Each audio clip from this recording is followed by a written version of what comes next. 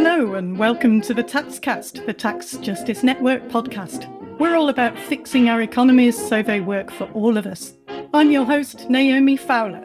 You can find us on most podcast apps. Make sure you never miss an episode by emailing me on naomi@taxjustice.net and I'll put you on the subscribers list.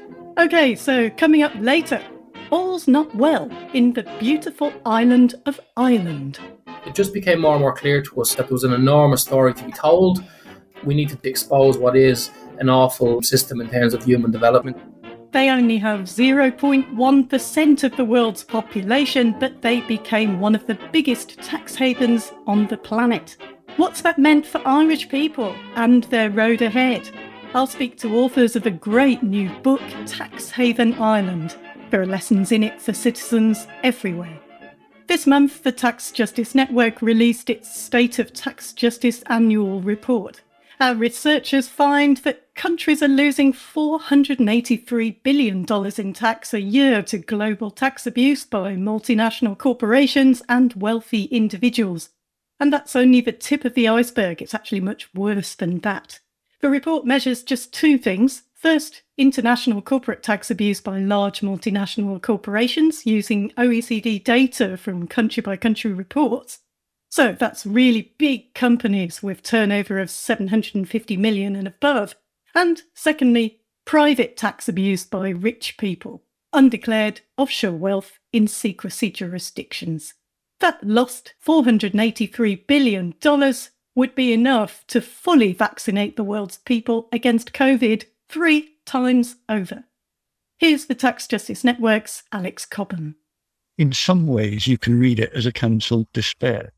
We find this year that the member countries of the OECD, the richest and most powerful countries in the world, are responsible for more than 3/4 of the tax losses imposed globally. And this is the body that the G20 has mandated to fund the solution to the international tax problems we face. It is perhaps unsurprising that the solutions the OECD has put forward this year, but also in previous years, have tended to favour their own members, have tended to point the finger at lower income countries or less politically connected jurisdictions. But what that's done is lay clear that the countries with power are the same countries that are able to block progress. But we shouldn't feel disheartened. We brought forward with the global movement for tax justice a set of policy proposals. One of them is to move away from the OECD and towards an intergovernmental body to set tax rules in a genuinely inclusive way under the auspices of the United Nations. Now, just looking at the media coverage of that to get a sense of how this can be influential, in the months before the publication of the State of Tax Justice 2020, the average global media reach for the term UN Tax Convention was about 350,000 per month. Now, the global media reach for that term is 1.7 billion. In other words, it kicked the doors open to the LEBIA. That doesn't mean that it's happened, but it certainly helps, I think, the G77 to propose that at the UN again this month. Now, unfortunately, the OECD countries have blocked it, but it's now a live political discussion in a way that it hasn't been, arguably, for some time. And I hope the G77 feel the very strong support of the movement.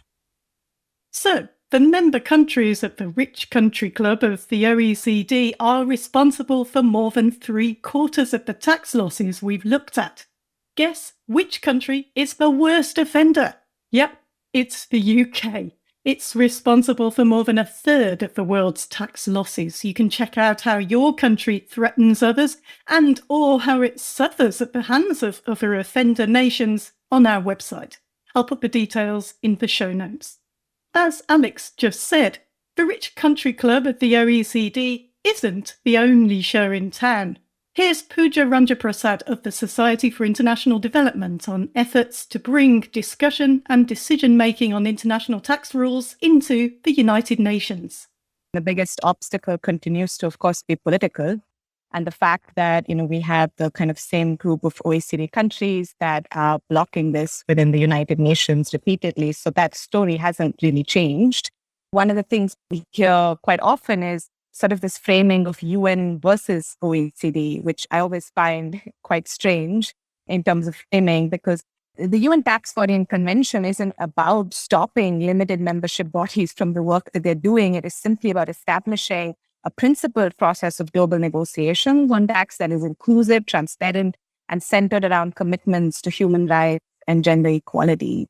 I think another issue that we hear quite often, at least in the context of OECD processes, really concerns the coordination of developing countries, how that can be improved, how they can represent their collective interests better.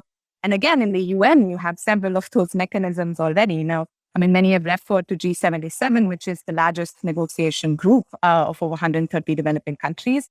But you also have groupings such as, Asia Pacific Group, Africa Group, Arab Group, Group of Latin America and the Caribbean, CARICOM, which is the Caribbean community, Small Island Developing States, NDC Group, which is least developed countries, landlocked developing countries, group of like-minded middle-income countries, and so on. So, I mean, the starting point of South-South cooperation in the UN is Global South is not a monolith.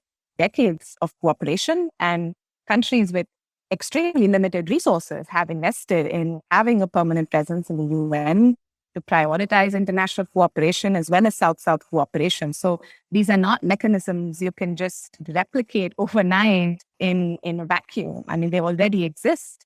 And these groupings are very important to pool in negotiation capacity, precisely because there is recognition that they don't have the same resources as the other side. And in international negotiations that are fraught with power asymmetries, these groupings become really important. It's a lot harder to stick out your necks as individual countries, and it's much easier to be stronger within these groups. The next point is really about the fact that such important decisions on public revenue is happening in complete secrecy is deeply problematic, unacceptable. And so the importance of the UN Tax Convention is really that it would be a process by which we can see what every government and every country's position is. We can assess the negotiation dynamics for ourselves and hold our own governments accountable in that process. So in terms of where we go from here, it really depends on, can we all come together as a global community to really press on how urgent this is? Can we indeed? That's a very good question. Pooja Ranjaprasad of the Society for International Development. Okay, now it's time for the TaxCast special feature. Ireland's economic model has corrupted democracy and business, and there are better ways forward in the public interest. That's according to a brand new book out this month, Tax Haven Ireland. There's a special discount for TaxCast listeners wherever you are in the world. I'll give you the details at the end. So, with me today are the authors of Tax Haven Ireland, Kieran Allen of the School of Sociology, University College Dublin, and Brian O'Boyle, lecturer in economics at St Angela's College. We're political activists and we're academics as well. So we want to bring the true nature of Irish capitalism and the true nature of the Irish establishment into the light. Effectively the failure of Irish capitalism. At the centre of the whole thing was an enormous tax haven, and it just became more and more clear to us, especially when we started to look at the official statistics, that there was an enormous story to be told. We needed to expose what is an awful system in terms of human development. Do you have examples of things that you noticed as citizens, really, of things going bad that kind of really alerted you to all not being well in Ireland? One was in 2016, there was an expose where a whole series of vulture funds, or, the international property funds, were all simultaneously declaring their taxes as €250 per annum. And we were saying, what's this about? So that would be one. I think that the Apple case was the other one. Yeah, if you look at the Apple case, I mean, what's interesting about the Apple case is this is one of the biggest corporations in the world, has savings about 200 billion. But when it was set up in Ireland in 1980 initially, it came in on the basis that it wouldn't be paying tax. And then what you find over the years is that it's paying a tax rate of around 2%. But then Apple think that's far too much. And you have these periodic meetings, which the EU Commission eventually gets the minutes of. And you find they keep pressurizing to reduce the tax rate down below 1%. The Irish government has won its appeal on this issue. But it's only won the appeal on the basis that Apple is not unusual. We don't give preferential treatment to Apple. This happens to a lot of multinationals. And certainly when you look at the actual tax rates that are paid by multinationals, you find that generally speaking, they're down at around 2-3% and sometimes less. Yeah, I think the Commission is going to appeal that judgment. Right, and Ireland famously refusing to take the taxes that it was owed is also a really bizarre situation for a nation state to be in. Absolutely. I wanted to ask you, on the one hand, you call, Ireland a cesspit in terms of how you feel that the tax haven model has had its effect in Ireland, but it also is what you call a neoliberal success story, right? So it's really interesting, some of the attitudes. I mean, I used to go to Ireland every Christmas to see my grandparents as a child, and I saw how Ireland was transformed, especially after it joined the European Union. And, you do hear this kind of rhetoric, which is so common. Also in small island nations, we hear a lot, that after hundreds of years of colonisation, Ireland's entitled to bend the rules. And it's also got its roots so deeply in, very, very strong Christian values, and yet its model really contradicts that. I just wonder what your thoughts are on that. Well, I would say you're absolutely correct that one of the ways the political elite operates is by using the history of suffering against colonialism to say, okay, we have a right to do what? And you have to spell out what they're doing. They are essentially facilitating multinationals to stop giving a share of their profits to the poor in America, but also crucially to the poor throughout the developing world. And we apparently are entitled to do this because we have suffered so much. So it's this kind of dynamic. And of course, when you operate as a tax haven, I mean, Gabriel Zuckman points this out, you will get a higher proportion of your taxes from corporation profits because they tend to be all sucked into this one area. But you've also got to look at the consequences of that. And one consequence of that is that if the corporations don't pay a lot of tax, even if their proportion of tax is relatively high, you have to get the tax from somewhere. And I would say that in Ireland, Irish workers below the wage of, let's say, 40,000 are paying a relatively high rate of tax for very poor public services. In Ireland, there's 10% of the population, 10% of the tax earners earn over €100,000. So there is an enormous payoff because there's actually quite a few people do very well out of the tax haven. And that's the neoliberal success story. In the end, a neoliberal success story is often a failure for people's development in the wider society. So we want to say, yes, it's a cesspool if you're an ordinary worker, if you're in the 80% of people who don't benefit from the tax haven. Absolutely, absolutely. And there's a lot of playing around with figures, aren't there, about how many people are actually genuinely employed in Ireland through some of these big US companies, which you wrote about in the book. You talk a lot about the social consequences, not just for the global south that Ireland inflicts on them, but I'm interested as well in how you would kind of place Ireland in terms of the concept of the finance curse. I'm thinking about costs to citizens that have been estimated on citizens, which, £67,000 per head in the UK, estimates of the costs of the City of London, £4.5 trillion in lost economic output in over a 20-year period, as much as $70,000 per head costs in the US over a 15-year period. That's Professor Gerald Epstein's work.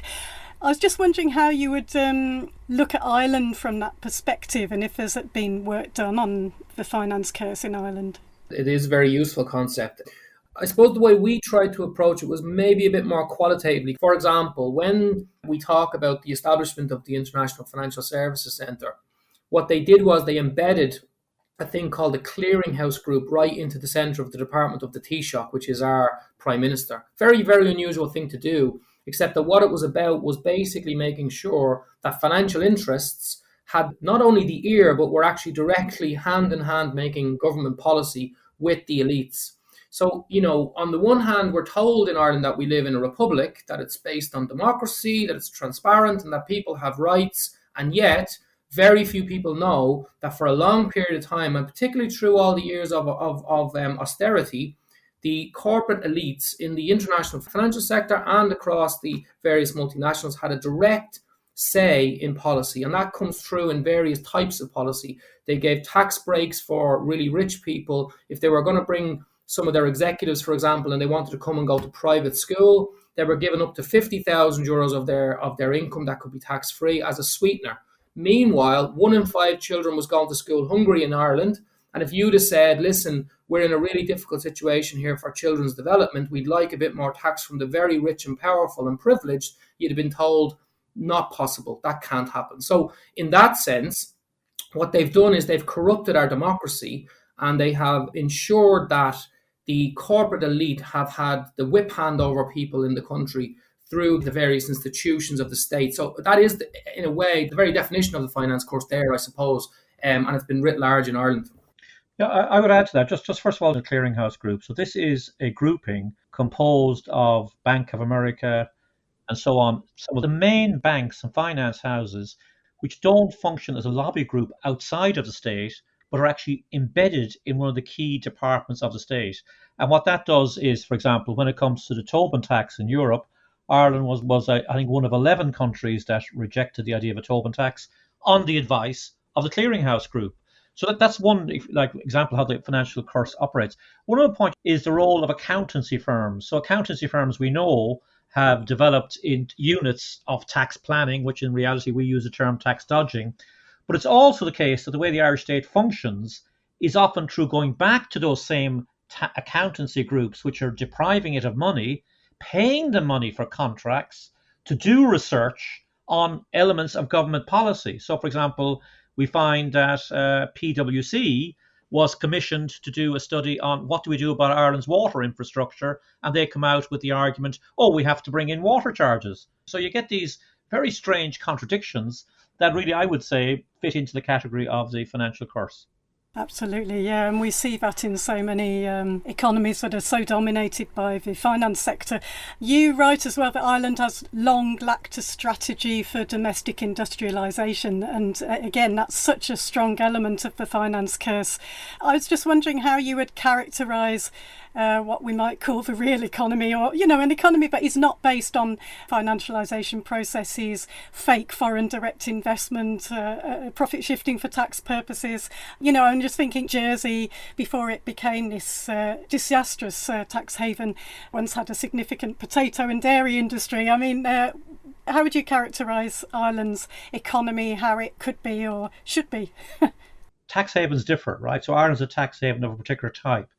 And its main role is to function as a space for US corporations in particular to dodge taxes, US corporations that are selling in Europe. Now, unlike other tax havens, these US corporations do employ people. So the overall figure in terms of the labour force in Ireland is somewhere between 8 and 10% of labour force is employed by multinationals, mainly American multinationals. So in that sense, there's a real economy as well as a grossly inflated economy through what they call booking in of sales, which don't occur in Ireland. Secondly, there's been a shift in the real economy, even based on the multinationals, from one that was making computers, medical devices, pharmaceuticals are still quite strong in Ireland, to now one that has a growing reliance on social media companies, Facebook and so on. So a lot of the elements come there. And lastly, I would say in terms of what you might call native Irish capitalism, it is still very, very weak. It is over-focused on property, and it relies very heavily on state support in forms of all sorts of hidden subsidies, such as, for example, the state rents out offices from property developers and so on. So in that sense, if you strip away the multinational element, Irish capitalism is quite weak, reliant on the state, and consumes too many subsidies, in my view, from the state itself. Yeah, I want to ask you about Ireland's position regarding the 15% minimum global corporate tax rate, which was quite interesting. I mean, they insisted on adjusting the wording from at least 15%. I can't quite remember how they adjusted the wording now. I was just wondering what was going on there with Ireland, because you've also written about how the model Ireland has been pursuing is really under threat from all sorts of different movements and decision making that's going on at a multinational level. I would say, first of all, that Ireland was operating as one of the main, if you like, ambassadors for the multinational, trying to get in as much of an amendment as they could. So as you said, they changed the word at the end. And then finally, Ireland agreed formally to the 15% minimum. Now, why does it agree? You have to remember that its particular niche is that it is a respectable tax haven for corporations. It's not like the British Virgin Islands or Bermuda. It markets itself as that. So therefore, it had a vested interest in being seen to be inside a tent rather than outside a tent. But even while being inside a tent, it's the detail, and that the Irish, if you like, political elite are very good at. So what the detail will come down to, 15% of what? Are you talking about 15% of gross profits? Are you talking about 15% of the taxable profits? What's going to be allowed? So they will be in there trying to essentially establish as many loopholes as possible. So in many ways, their adherence to the 15% minimum is a tactical move to maintain their image, but also to get even more for more bargaining once they're inside a tent. Yeah, I'd add three very quick points. One, it was interesting, they sort of proclaimed that this was a great victory for Ireland, that they had managed to get in a clause at least. And somehow what that says is that, we should celebrate when we undermine the tax base of every other country, because Ireland is somehow protecting itself, which is actually completely wrong. Second point is they were worried about the European Union imposing a more unilateral move that will be more difficult for them.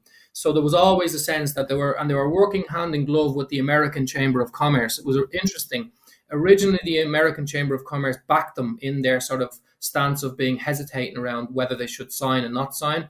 And then when it looked like they had to, because in the end, as you know yourself, Naomi, there was lobbying in the States, and they were hoping that if the Republican Party were strong enough in the American Capitol Hill, that would torpedo the whole thing. And when that looked like it wasn't going to happen, then you had to get in on the last sort of, the ship is leaving, you've got to get on board, as Kieran said. So for those three reasons, that's why they did what they did.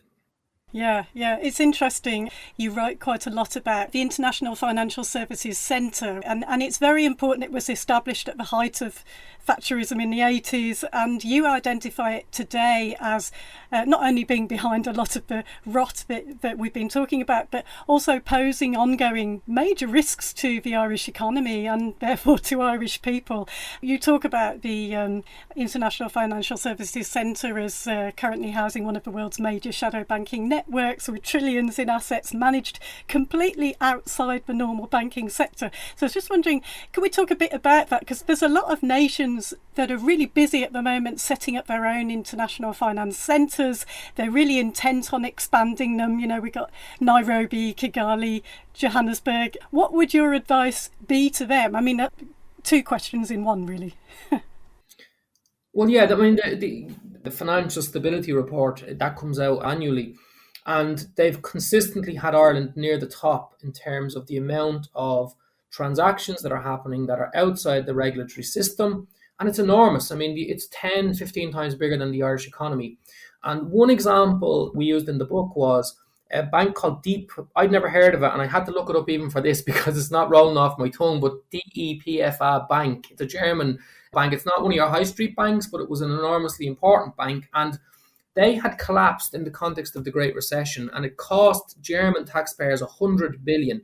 Now, 100 billion would be about a half of Irish GDP for a year. Like, it would be an enormous burden. And just by a stroke of luck, that bank had been sold back to German shareholders about a year before it collapsed. And therefore, it landed on the German lap rather than the Irish lap. Now, the Irish had enough stuff landed in their lap during the Great Recession. But can you imagine if that was one of the banks that collapsed on their in terms of their responsibility? So, we all know that there's a sense in which prudence means that you should have some democratic oversight of what's happening in finance, and the very opposite happens in the International Financial Services Centre.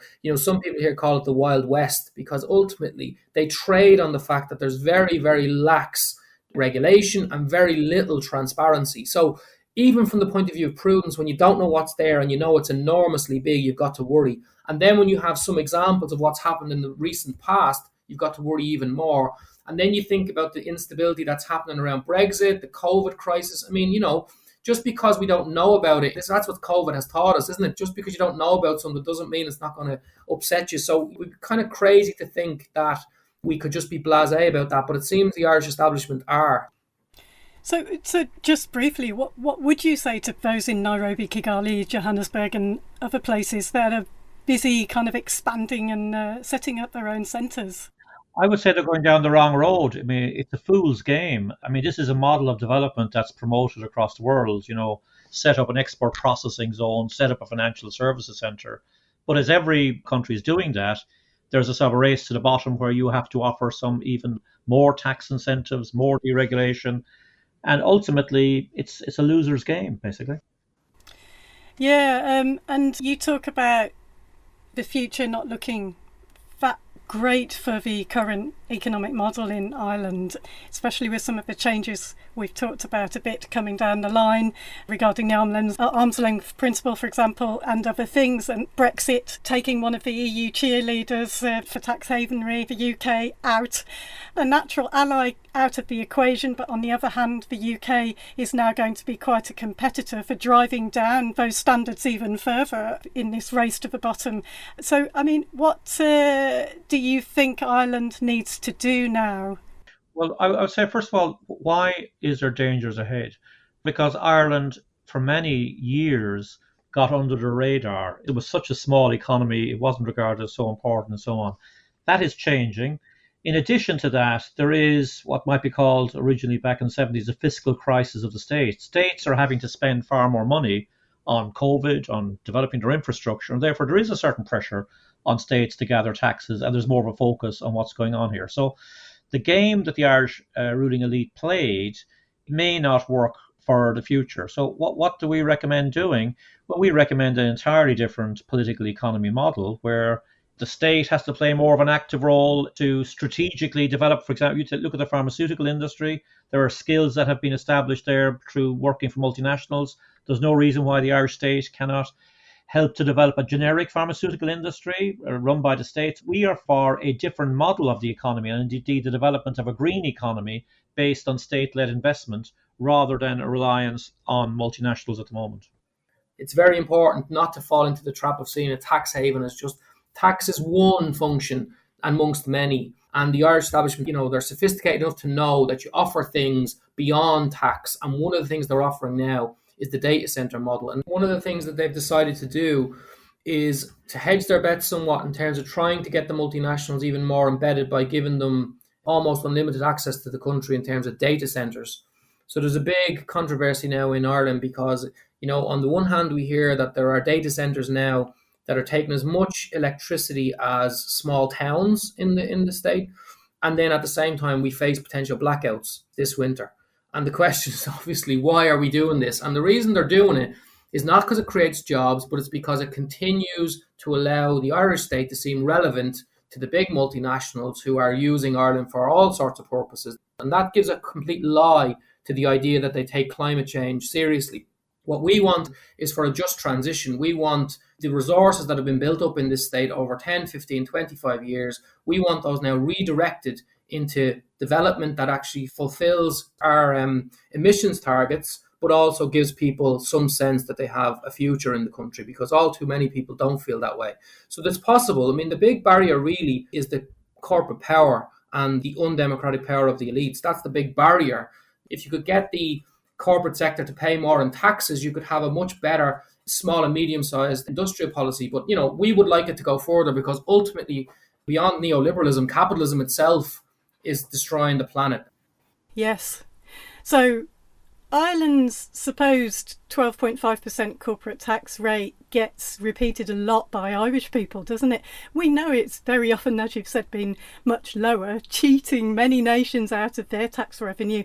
Supposedly now it'll be raised to the global minimum corporate tax rate of 15% for companies of 750 million euros turnover and above, although banks are exempt. Tax is now much more prominently in people's minds than ever before, isn't it? What do you really hope to achieve with this book? You have to understand, almost every single school child learns the 12.5%, whereas now 15%, but they almost internalize that. So it is a sacred cow and it is repeated ad nauseum. And, people talk about the Soviet Union and how people are brainwashed and the same message repeated like a one-party state. It's like that here.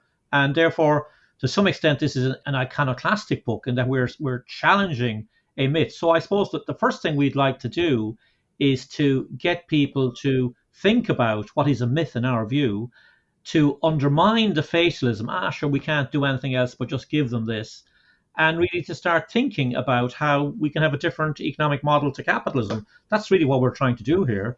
We're trying to spell it out in absolute detail, some of the things that are going wrong with this country.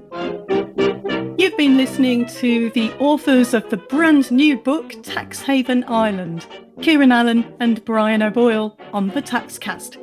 It's a fascinating and an entertaining read. Should be a set text for schools and universities, and not just in Ireland. There are lessons here that apply to any country in the world. For Taxcast listeners, as I said, there's a 40% discount off the paperback edition or the ebook for wherever you are in the world. Go to the publisher's website, www.plutobooks.com, and enter the code TAX40, all in the show notes. That's it for this edition. I'll be back with you next month.